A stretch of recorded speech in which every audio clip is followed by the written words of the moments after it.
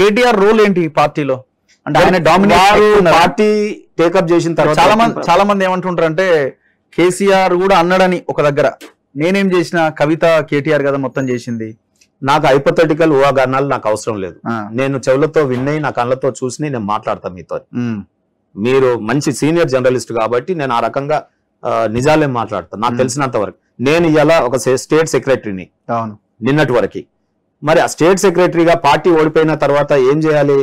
Party కార్యవర్గ సమావేశంలో party మమ్మల్ని అడిగితే మేము చెప్పాలి ఏం జరిగింది, రివ్యూ ఉండాలి. ఉందా? ఈ రోజు వరకు జరిగిందా? జర్నలిస్ట్ గా మీరు చెప్పండి. లేదు. పార్టీ కార్యవర్గం మీటింగ్ లేదు. స్టేట్ సెక్రటరీ ఉండేం లాభం? మీరు అన్నారు ఎంబీసీ చైర్మన్ ఉండేం లాభం బడ్జెట్ లేకపోతే. రెండోది మీకు చెప్పేది ఏంటంటే కార్యవర్గ సమావేశాన్ని వర్కింగ్ ప్రెసిడెంట్ గారు నిర్వహించినారు. ఆయన కాలంలో ఏమైపోయిందంటే మా కేసీఆర్ గారు నడిపించినంత వరకు ఆ కార్యవర్గ సమావేశంలో సెక్రటరీలు మా చిన్న పదవులు కార్యవర్గంలో ఏ పదవులు ఉంటాయో వాళ్ళందరూ కూడా కమిటీ మీటింగ్ జరిగేది. వీరు వచ్చిన తర్వాత ఏమైంది? ఓన్లీ జనరల్ సెక్రటరీలు మాత్రమే మాట్లాడేది. ఓన్లీ ఎమ్మెల్సీలు జనరల్ సెక్రటరీలు 5-6 అసలు కార్యవర్గమే విలువకపోవు. అరే మనం సెక్రటరీలో విలువపోయి మాకు ఆశ ఉంటుంది కదా వర్కింగ్ ప్రెసిడెంట్ తో దగ్గర పోతే ఏదైనా చెప్పుకోవచ్చు, ఏదైనా మాట్లాడవచ్చు అని. మీటింగ్ కి ఎంట్రీ లేదు. అసలు అటువంటి మీటింగ్లు చేయలేదు అంటున్నా. మీటింగ్ మళ్ళీ కేసీఆర్ గారు పెట్టినప్పుడే కార్యవర్గ సమావేశం. ఓకే. వర్కింగ్ ప్రెసిడెంట్ గారు పార్టీ నిర్మాణం పట్ల గాని సామాన్య కార్యకర్తల పట్ల గాని లేదు. ఎంతసేపు ఆయన మరి ఏమో రాష్ట్రానికి పెట్టుబడిదారుల చుట్టూ తిరిగిండేమో, లేదు ఈ రాష్ట్రంలో గెలుపు గుర్రాలంటే బాగా వ్యాపారవేత్తల్ని, ఈ ప్రైవేటు కళాశాలలు ఉన్న వాళ్ళని, ప్రైవేటు వైద్యాలయాలు ఉన్న వాళ్ళని, పారిశ్రామికవేత్తల్ని వాళ్ళని టికెట్లు ఇప్పించుల్లా బిజీ అయిపోయారేమో. ఇలా ఎట్లొచ్చిరండి మొత్తం మా మీద పడి అవి ఉంటాయి కదా గద్ద కన్నా పెద్ద పక్షి ఏదో ఉంటది డేగలో ఏదో ఉంటాయి అవి వచ్చి వాళ్ళనట్టే వాళ్ళు పార్టీలా ఇలా పార్టీ పడిపోగానే ఉరికిరు. అందుకే నా నిర్వచనం ఏంటంటే ప్లాస్టర్ ఆఫ్ ప్యారిస్ అంతా రుద్దుకున్నారు, అదంతా ఇరిగి వెళ్ళిపోతుంది. పునాదురాలు గట్టిగా ఉండే ఇప్పుడు పునాదురాలు కదులుతున్నాయి. ఇప్పటికీ ఆ మెకానిజం తెచ్చుకోండి. కనీసం ఈ ప్రజాస్వామ్యంలో నేను ఏ పార్టీకి పోయినా ఈ పార్టీలు ఉండాలి, ఆ పార్టీ ఉండాలి. ఆ ప్రజాస్వామ్యంలో ఈ పార్టీలు ఉంటేనే కదా కొంత ప్రశ్నలు ఉంటాయి, ప్రభుత్వాలు మంచిగా చేస్తాయి. ఆ పార్టీ నేను కూలిపోవాలని కాదు. ఇప్పుడు మేజర్ పటిష్టత గురించి సలహా ఇస్తున్నాను. లాస్ట్ 5 years లో మేజర్ ఎలిగేషన్స్ కవిత కేటీఆర్ మీదనే వచ్చినాయి. ఈ కేటీఆర్ మీద ఏమో భూములు అని రకరకాల ఆరోపణలు ఇవన్నీ వచ్చినాయి. కవిత మీద ఈ లిక్కర్ స్కాము ఈ వ్యవహారాలు అన్ని నడిచినాయి. ఎందుకు వీళ్ళు ఈ రకంగా తయారైనారు అంటే మీరు ముందు నుంచి ఉన్నారు కాబట్టి నేను అడుగు. నేనేమంటున్నా కన్సర్న్ ఒక అడ్వకేట్ గా కూడా ఉన్నా కాబట్టి until unless it is proved guilty నేనేమంటానంటే లేదని చెప్పట్లేదు. ఉంటే చట్టాలు తన పని తాను చేసుకుంటాయి. ఒకవేళ అది చేస్తే వాటికి కఠినమైన శిక్షలు పడాల్సిందే. తెలంగాణ తెచ్చుకుంది అందుకు కాదు, తెలంగాణ రాష్ట్రం తెచ్చుకుంది సామాన్య ప్రజానీకము తెలంగాణ రాష్ట్రం బాగుపడాలని తెచ్చుకున్నాం, ప్రజల యొక్క మౌలిక సదుపాయాల కల్పన జరగాలని తెచ్చుకున్నాం.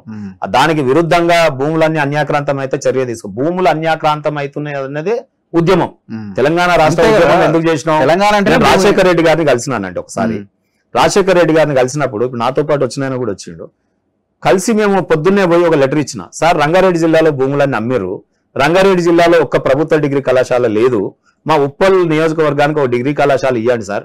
అరే గుంటూరు జాగాలు అమ్ముతలేవు కానీ ఆడో 25 ఉన్నాయి, విజయవాడ జాగాలు అమ్ముతలేవు కానీ వాడో 30 ఉన్నాయి, కానీ ఇక్కడ ప్రభుత్వ కళాశాల రంగారెడ్డి భూములు అన్ని అమ్ముతున్నారు గత తెలుగుదేశం ప్రభుత్వంలో చంద్రబాబు నాయుడు గారు కానీ మీరు కానీ, మరి ఇక్కడ కాలేజ్ అని ఇవ్వండి సార్ అమ్ముతాం మీరు అన్నట్టు మాట్లాడిన.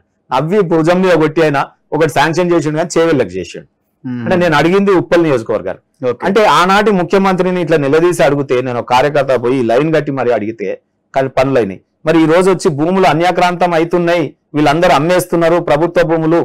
మరి ఇక్కడ ఉన్నటువంటి సర్ఫకాజ్ గానీ జాగీర్దార్ భూములు గానీ ఈ నుంచి మహారాష్ట్ర దాకా ఇవాళ కర్ణాటక దాకా ఉంటాయి. నేను లాయర్ కాబట్టి చెప్తున్నా, ఆ వెనకటి పత్రాలు తీస్తే మీకు అన్ని అవే వెళ్తాయి. సో ఆ పరిధిలో మనం ఈ రోజు భూములు అన్యాక్రాంతం అవుతున్నాయి అనేది తెలంగాణ రాష్ట్ర పోరాటం. మరి దానికి విరుద్ధంగా అన్యాక్రాంతమైనవి అంటే అది మీడియా బయట పెట్టాలి, చట్టాలు తన పని తాను చేసుకోవాలి, వారికి శిక్ష పడాలి. అదంతా నాకు తెలియదు కాబట్టి నేను ఏమంటున్నా మై కన్సర్న్ కాదు నేనేమంటున్నా ఇంత వర్స్ట్ సిచ్యువేషన్ లోకి వెళ్ళడానికి కారణం ఏంటి? ఒక్కటే రీజన్ కాదు కదా, మిమ్మల్ని అందరినీ పక్కన పెట్టడం ఒకటే రీజనా? కాదు కదా, కాదు చాలా రీజన్స్ కొన్ని రీజన్స్ ఉన్నాయి కదా. మీరు ఒకటి ప్రభుత్వాన్ని పార్టీలని వేరు చేసి చూడొద్దండి. ఇప్పుడు కాంగ్రెస్ పార్టీ ఉంది, ప్రభుత్వం ఉంది. డెమోక్రసీలో పార్టీయే ప్రభుత్వంగా మారుతుంది. దేశం అంటే మట్టి కాదు, దేశం అంటే మనుషులై.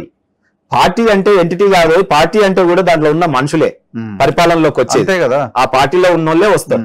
సో ఆ పార్టీ సిద్ధాంతాలకు అనుగుణంగా ప్రామిసెస్ చేస్తుంది పార్టీ మేనిఫెస్టో పెట్టి. ఇప్పుడు భారత రాష్ట్ర సమితి కొన్ని ప్రామిసెస్ ప్రజలకు చేస్తుంది.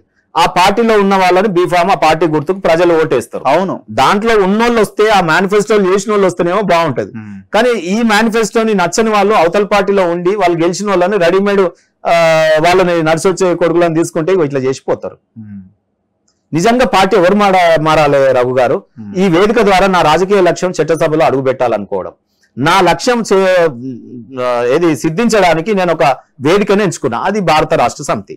నా లక్ష్య సాధనలో ఏదైతే రీచ్ అయ్యేటటువంటి క్రమంలో ఆ లక్ష్య సాధన ఇబ్బంది కలుగుతుందంటే ఈ వేదికను వదిలేసి ఇంకో వేదిక దగ్గరికి పోతాం. అంటే ఇప్పటి వరకు మాకు రానోళ్ళం మా పని చేయాలి, పార్టీలో పదవులు రానోళ్ళు చేయాలి. 4 పదవులు వచ్చిన వాళ్ళు పోతా ఉన్నారు.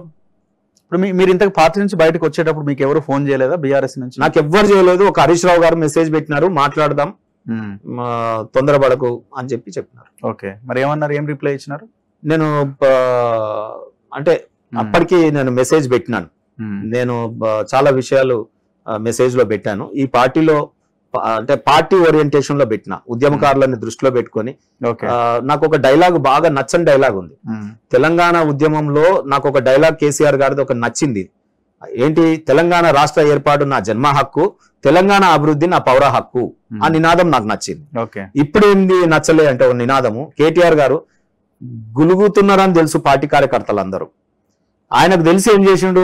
ఒక నాయకుడికి తెలిసిన తర్వాత దాన్ని ఏం చేయాలి? గులుగుతున్నారు, ఎందుకు గులుగుతున్నారు, ఏం చేసుకోవాలని ఎన్నికల టైంలో యుద్ధంలో అటువంటి జరగకూడదు అని చెయ్యాలి.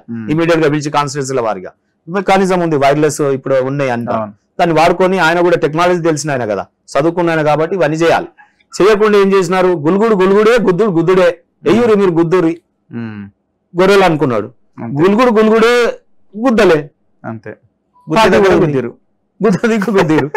నేనేమంటున్నా అంటే అది స్లోగన్ అవుతుంది. ఒక నాయకుడు స్లోగన్, అంత పెద్ద ఇంటెలెక్చువల్ చదువుకున్న ఆయన, గొప్ప ఇంగ్లీషు భాష పరిజ్ఞానం ఏదో అంటారు కదా, మరి అంత పరిజ్ఞానం ఉన్నోళ్ళు ఒక స్లోగను తన ఓన్ సైన్యం, యుద్ధ భూమిలో ఉన్నాం, తన సైన్యము గులుగుతున్నారని తెలియగానే రాజు ఏం చేస్తాడు? ఇప్పుడు మీరు ఏం చెప్పదలుచుకున్నారు? కేటీఆర్ మొత్తం పునాది కూల్చేసిందని అంటున్నారు. డెఫినెట్ గా వారి విధానాలు కేటీఆర్ వ్యక్తులను నేను అన్నాను ఎప్పుడు, వారి విధానాలు కూల్చేసి మళ్ళీ అక్కడ కూడా వ్యక్తులే వస్తారు కదా. వారి విధానాలు, వారి ఆలోచనలు, వారి విధానాలు తెలంగాణ రాష్ట్ర సమితి గతంలోది బాగలేదు. రెండోది పేరు మార్పు కూడా భారత రాష్ట్ర సమితిగా మార్చడం, సామ్రాజ్యవాద విస్తరణ దేశాన్ని.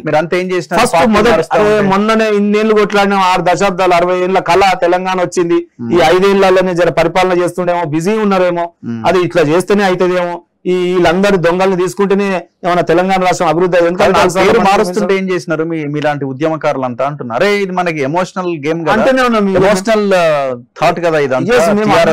మీరు తెలంగాణ రాష్ట్ర సమితి యొక్క భవన్ లో మీరు ఆడ ఎప్పుడు మా ఉద్యోగాలకు ఇదే చర్చ, ఆ గడ్డిలో కూర్చున్నా ఇదే చర్చ, చెట్ల కింద చాయ్ తాగేటప్పుడు గిట్లా చేస్తురేంది పోయి, గిట్లా చేస్తురేంది పోయి, గిట్లా చేస్తురేంది, ఎవడు మార్చా మళ్ళీ పిలవంగానే ఉరుకుడు.